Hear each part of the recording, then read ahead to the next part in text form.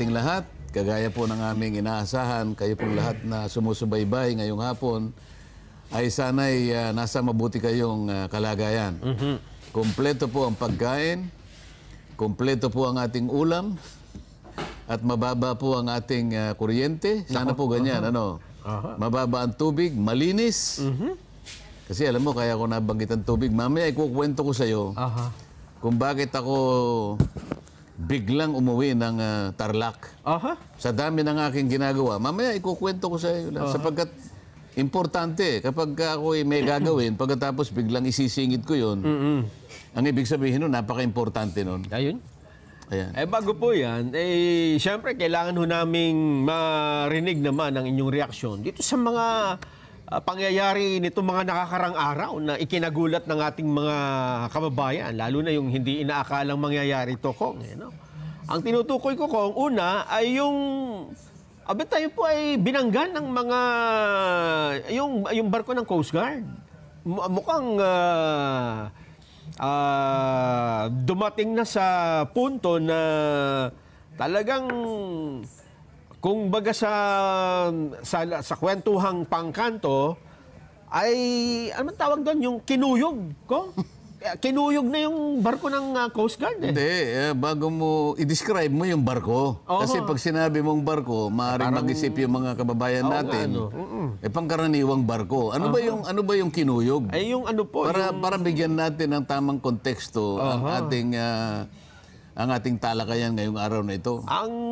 Dun ho sa video na nakita at ngayon pinag-uusapan sa social media, rubber boat ho ng Coast Guard ang kinuyog at pinapalo. Ayan po, yan nung maliit na bangka na yon.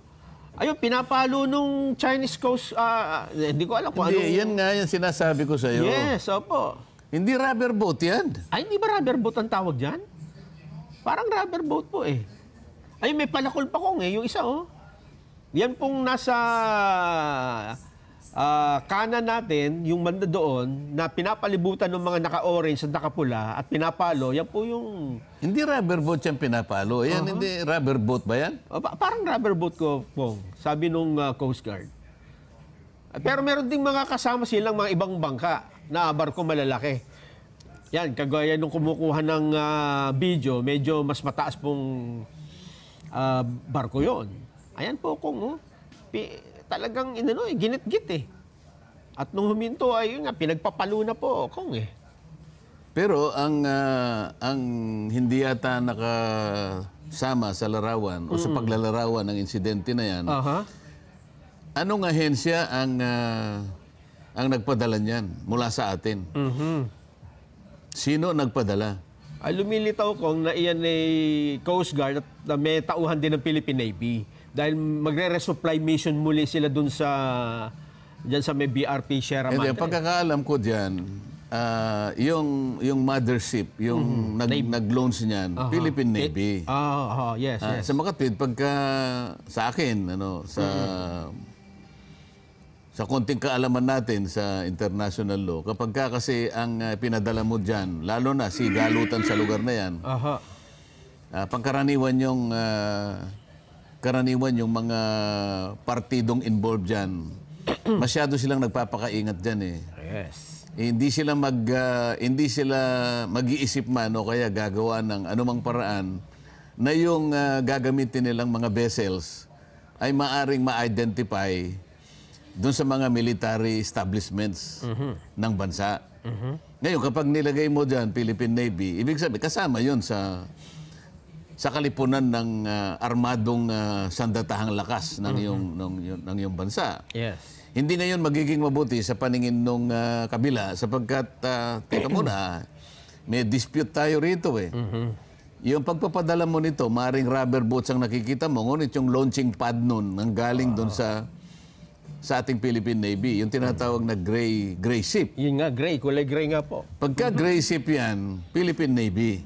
Ngayon, malinaw naman sa kabilang tropa, kaya sila, nagpapakaingat sila, ang ginagamit nila, Coast Guard Yes. Dapat sana, ako lang, sa akin palagay, doon mo sa ilinya sa Coast Guard, para civilian, para civilian authority yung namamagitan. Although sa aking palagay ngayon, yung Coast Guard naman, nung kabilang estado, sasabihin mo Coast Guard. Pero pag tinuntun mo kung saan naka-attach Yes. yung di umano'y akala mo civilian Coast Guard, pero under military authority na yon. So sa ganung sitwasyon, dapat pare-parehong nakakapag-ingat Sa nakita ko dito, parang tayo ang nag-provoke Parang tayo ang nag-provoke sapagkat nanggaling sa gray ship Ang gray ship is Philippine Navy. Ngayon, sila din maingat. Kung makikita mo, ano ba yung ginagamit nila? Pamalo, palakol ba? May palakol pa ko. Ayun, yung isa may palakol No, pero meron bang nasaktan na ano? Meron pong naputulan ng daliri ko. Daliri lang? Oo, daliri. So, alam mo, sa ating civil code, conforme sa daliri. Yung hinlalaki. Kung alimbawa yung hinlalaki, magkano ba yung hinlalaki, attorney? May mga pala. Meron yan may schedule of damages yan Kapag yung hintuturo, mukhang ano yata yan, mas mahal yun mas mura kaysa dito sa ano ba ito? Hinliliit ba ito? Ay, palsinsingan, walang masyadong ito kasi hindi masyadong nakagagalaw ito Ha? So, ano yung konteksto ba ng pinag-uusapan natin? Ito ba kung ay parang lumalala yung sigalot diyan. Pero alam mo, ang nakikita ninyo yung nakikita ninyo ay pilit na ipinakikita ay yung consequence lang nung mga factors na namamayani ngayon. Ang nakikita ko kasi ito ay iringan ng malalaking superpowers ito Alam ko na ang ating pamahalaan, ang Pangulong Bongbong, alam niya yung ang kanyang pinagmumulan dito. Maraming beses sinabi niya na ang ating pagmumulan dito ay yung neutrality provision ng ating saligang batas. Dapat doon tayo palaging nakabase. Dahil kapag ganun ang panuntunan natin, at sinabi naman niya, we are friend to all and foe to none. Ibig sabihin, talagang ang nananagot dito, yung neutrality. Kaya lang yung Amerika kasi, pwede kong sabihin on my own, ang Amerika kasi, yung parang nagpipilit na makisausaw dito sa usapin dito sa South China Sea. Kung tutuusin mo, wala namang kinalaman sa usapin sa South China Sea ang Amerika, di ba? Tayo lang dapat ang mag-ayos nito. Ayan. Lumilitaw tuloy na napakarami na ng mga iba't ibang uri ng usapin. Pati yung usapin ng Taiwan, nasasangkot na tayo riyan. Wala naman tayong problema dyan sapagkat kung titingnan mo, miski ang Amerika ay kumikilala doon sa sinasaad na One China Policy. Ang Pilipinas din ay kumakatig doon sa One China Policy. At maraming bansa yan na kinikilala yung One China Policy. Merong mangilan-ngilan yata. Pero mangilan-ngilan lang yan. Minority yun. Ibig sabihin, kung yung usapin between China at saka yung Taiwan, sila dapat yun Kasi kinilala naman natin Ibig sabihin, yung pagtingin ng mainland China na probinsya niya yung Taiwan, sila yun Wala tayong masyadong dapat na isangkot pa doon. O kaya tayo nasasangkot kasi nga yung Amerika nagpipilit naman na bigyan mo nga kami ng diyan ng mapaglalagyan ng aming mga di ba? Mga sundalo. Mga sundalo kabawal-bawalan na nga pinalayas na nga natin sila in 1991 yata kung hindi ako nagkakamali. Pagkatapos nagalit na nga yung bundok ng Pinatubo, pumutok ng dahil lamang sa babagal-bagal silang magbalot ng ng kanilang kagamitan.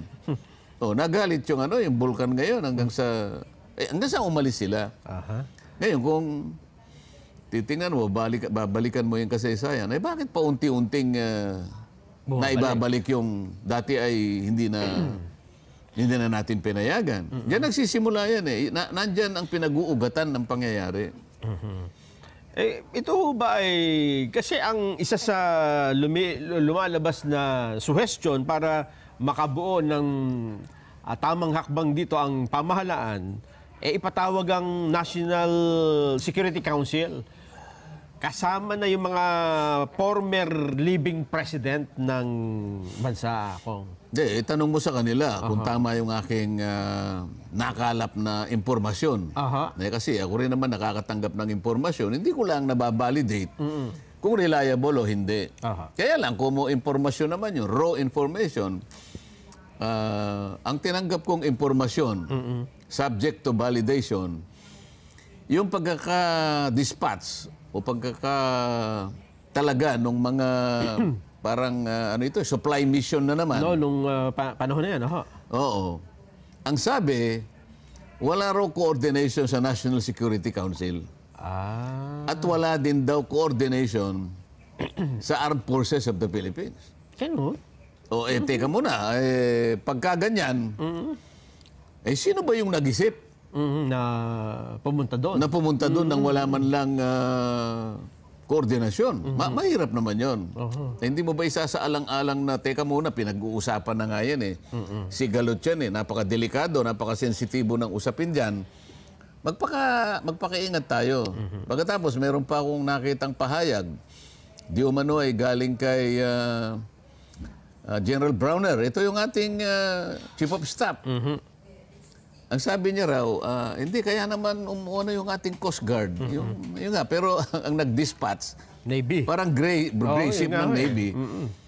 Kasi sabi niya, yung pangyayaring nagaganap doon, kaya nangimasok tayo, piracy. Teka muna, baka tayo pagtawan na noon, Nelson. Bakit kamo? Maski sa definition ng international law, yung piracy nangyayari lamang sa high seas. Ang ibig sabihin, walang estado na nakasasakop doon sa lugar na yon. Gano'n. Doon lang magaganap ang piracy. Teka muna, ito pinagtatalunan nga ng napakaraming bansa ito eh. Itong South China Sea, ang claimants, napakaraming bansa. Ibig sabihin, wag na sa teritoryo, yung maritime rights na lang, ang daming bansa ang nag-aagawan dyan. Nandyan ang China, ang Pilipinas, ang Malaysia, ang Vietnam, ang Brunei, at saka yung Taiwan. May parte pa dyan na merong inaangkin din ang Indonesia. Kung ang pag-uusapan yung sangkot na kanyang karagatan. Pati Borneo. So hindi po pwedeng magkakaroon ng piracy doon. So kailangan tanungin mo si General. Sinabi mo ba talaga na piracy? Baka tayo pagtawanan dito. Ano? Ganun pala. O baka mamaya tinanong ka ba, Sir, piracy ang sinasabi mo, ito po ang definition ng piracy. Kaya ko lang sinasabi na dapat magpakaingat tayo sa lahat ng, hindi lamang yung sinasabi natin, lalong-lalo na kung tayo gagawa ng hakbang. Yan ang, ikaw, hindi ka pa nagkukomento. Gusto mo, ako na lang ang nagkukomento eh. Hindi, hinihingi lang namin Ako nga itong naghihintay din ng komento sa'yo sapagkat ikaw, ang dami mo rin nakukuha mga impormasyon. Hindi pa namin nakuha yung impormasyon na yan. Ngayon lang namin narinig yan. Anong ginagawa ng avatar mo? Hindi po. Ito na, ang gusto ho naming malaman naman ngayon, iwan na muna natin yung West Philippine Sea issue. Ngayong community, iwanan muna. Iwanan muna natin. Medyo... Yan ang style mo eh. Ito ko ang mas mainit. At ito ang... Teka muna, nasan ba si Jen Subarjaga? Ay, nakipag-birthday. Doon sa kanyang in-laws. Sisingilin siya ng ating mga kababayan. Sabi niya, hindi na naman kayo kumpleto. Kung sa bagay, meron naman siyang obligasyon. At sabi ni... Sa kanyang mga biyanan, wala daw munang trio ngayon. Duet muna tayo. Duet muna. Pero ang gusto naming malaman ko, ito, nabanggit nyo na rin, naabangan namin yung June 12 dahil may mga malaking pangyayari. Nung June 12, nag-announce ho ang Vice President na tila tapos na ang unit team. At kahapon, nakonfirma na dahil tuluyan na siya nag-resign sa gabinete. Ano ba ang, sa tingin yung bakit nangyari yan? Kung akong tatanungin mo, ako isa siguro sa nalungkot. Nakalulungkot yun dahil sa ikaw bilang Pangulo ng Pilipinas, kasama mo sa isang team Ngayon lang nangyari ito eh. Yes. Sa maraming pagkakataon, presidente, hindi sila magkapartido Magkasundo. ng vice president. Nangyari ito, sunod-sunod. Yes. Panahon ni Pangulong Joseph Estrada, hindi niya yata kaalyado yung vice president. GMA, ang BP po niya. Pagkatapos ng GMA na, Si Kabayan. si Kabayan, Oo. pagkatapos si Noynoy ang sumunod. Pinoy, sinong vice president? Si Binay. O hindi rin sila magkakaalyado pero sa umpisa, pero nawawala din. Pero ito, sa nakita ko, kumampanya sila at nagwagi sa pagitan ng isang plataforma ng pagkakaisa at saka Uniteam. Yes. Kasama ako dun eh. Oh, yun nga. Kaya alam ko yun eh. Ang totoo niyan, alam mo, dahil sa aking paggalang doon sa layunin ng pagkakaisa na yon, nung ako'y magpasya na mag-withdraw, kinausap ako nung isa sa mga aming campaign strategist. Aha. Sabi niya, Kong, nalaman na ni presidential candidate noon, BBM, na ikaw ay mag-withdraw, pero ginagalang niya yon kung hindi mo na marireconsider yung position mo. Pero meron siyang pakiusap na dahil Uniteam tayo, ang pakiusap niya lang ganito, kung po pwedeng kumplitohin mo yung ating rallies. Dahil meron pang natitirang mga 4 na malalaking rallies. Itinupad ko yun. Meron lang ata akong na-miss sapagkat kundi ako nagkakamali, yung pa ako, hindi naman rayuma, pero hindi ko malaman kung bakit hindi ko maigalaw nun eh. Pero sandali lang yun. Isa lang ang na-miss ko, pero yung 3 malalaki, hanggang doon sa pinakamalaki, itong Soler, nandun pa rin ako. Ibig sabihin, tinapos ko yun. Kasi gusto ko talagang panagutan yung pagkakaisa na nandun. Kaya ako sinabing ako'y nalulungkot sapagkat alam mo, Vice President ito at tayo ay nangampanya at tuluyang nagwagi sapagkat palagay ko tiningala ng tao yun. Siguro sabi ng tao, mukhang maganda ito. Ang isang tandem na ang pagkakaisang kanyang nilalayon ay makabubuti para sa ating bansa. Sa makatwid, kung makikita mo yung boto na bumuhos, halos magkapareho sila eh. At saka talagang historical. Historical. So kung pag-uusapan natin yung laki ng capital, political capital, talagang bentahang-bentaha ito. Pagkatapos mag-a-announce ng medyo ako'y nalulungkot talaga. Para sa akin ay isang kabawasan doon sa maaaring sa maaaring magawa ng ating Pangulo. Iba na yung magkasama kayo, di ba? Kasi tingnan mo, hindi naman departamentong maliit ito eh. Nagkataong Department of Education ito eh. Hindi ko minamaliit yung ibang departamento, pero nagkataong ito, hindi lamang sa laki, kung hindi yung magnitude ng kanyang responsibilidad. Ang ating mag-aaral ang pinag-uusapan eh. Ang ating kabataan na sila ang ating kinabukasan. Ikaw ang maghuhulma sa mga ito. Napakalaking napakalaking responsibilidad ito, kung hindi man yung pinakamalaking responsibilidad. Pagkatapos magbibitaw ang ating pangalawang Pangulo. Nalulungkot ako sapagkat negative yun kaysa sa positive. Lahat ng negative nakakabawas.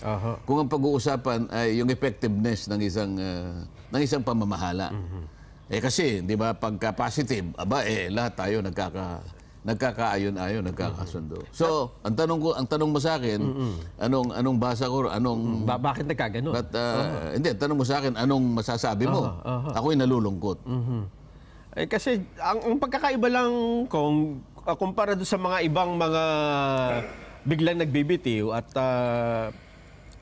iniiwan ng gabinete, this time, may parang hindi may transition na 30 days personal na pumunta ng Malacanang, nagpaalam. Hindi katulad ng mga iba na basta na lang umaalis ko. Kasi nga sa akin palagay, alam niya yung pananagutan ng pagkakaisa eh.